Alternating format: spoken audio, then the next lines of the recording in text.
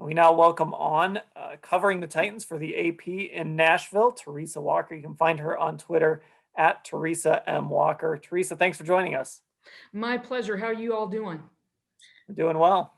We are doing great. We're looking forward to coming down to Nashville this weekend. And boy, this should be a really exciting game.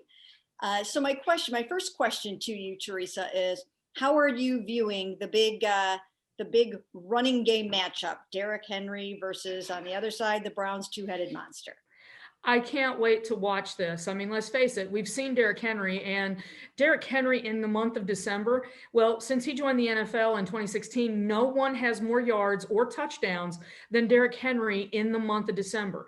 We've been kind of talking this week here in Nashville. Is it, what to call it? I'm calling it D-Henber because, Derrick Henry D-Hen, it's December. So that, I kind of cut through the mess and the chatter. We're going with D-Henber here in Nashville. But let's face it, I mean, when he won the rushing title a year ago, Nick Chubb was right there after him. And if not for Chubb having missed some games this year, it would probably he right behind him again, or maybe have the lead instead of having Dalvin Cook right behind him, second in the rushing yards. So it's going to be fun. And, the Titans are coming off a game where they allowed just 56 yards rushing to Indianapolis, but, there was no Marlon Mack in that game. There was no Jonathan Taylor.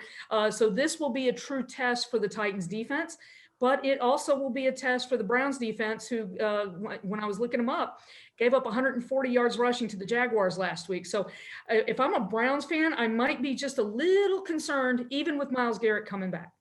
But let me ask you about Ryan Tannehill, because even, Baker Mayfield was saying, hey, it's okay to talk about the running backs, but this is a game where, we're going to need all three phases to win. And I think he was sort of saying, don't overlook the quarterbacks in the passing game either. So tell us a little bit about Ryan Tannehill. What's he doing well? 4 picks. How's he doing it?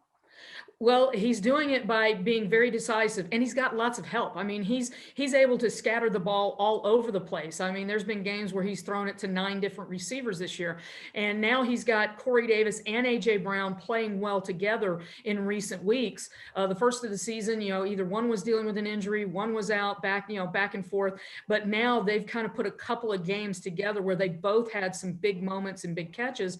But he gets that ball out quicker. I mean, after having seen Marcus Mariota, and then you see Tannehill back there, he's just getting that ball out so much faster. He knows where he's going.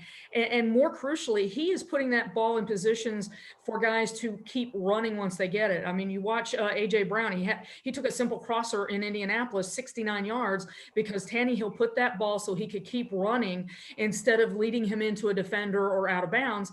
And that can make all the difference. And with that, just 4 interceptions, it's a little crazy to look at that. The Titans have 5 turnovers through 11 games. I mean, it's a franchise best, and something that hadn't been done in the NFL for a very long time. So they're taking very good care of the ball, and Tannehill absolutely is a big part of that.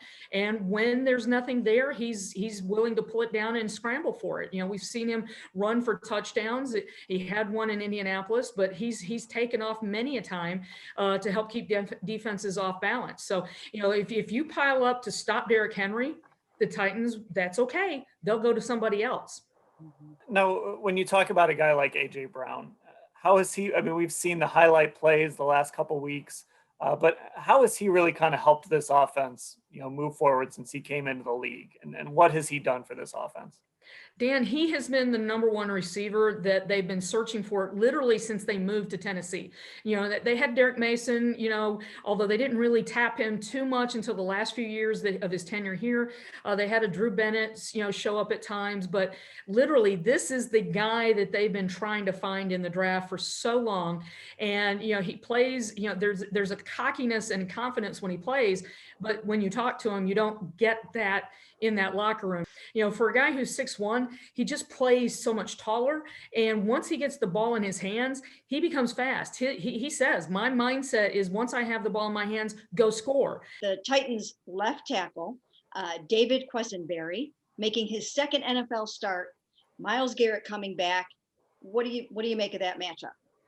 I won't be surprised if they give Questonberry some help Because let's face it, this is a guy who, he's been on and off the practice squad. This is a guy who was drafted by Houston in 2013, dealt with non-Hodgkin's lymphoma, keeps sticking around, keeps working, and he finally makes his first NFL start in Indianapolis. He's the third tackle to start for the Titans this year, with Taylor Lewan on IR, then his replacement goes on IR, and there's Questonberry, who's been hanging around, and he now has a chance to earn, to stay there and help them.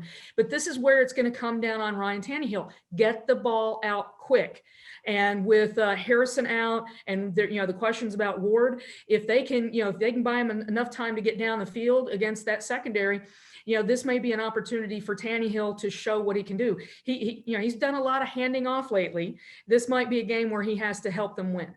Okay, so before we let you go, can you give us what your prediction might be for Sunday?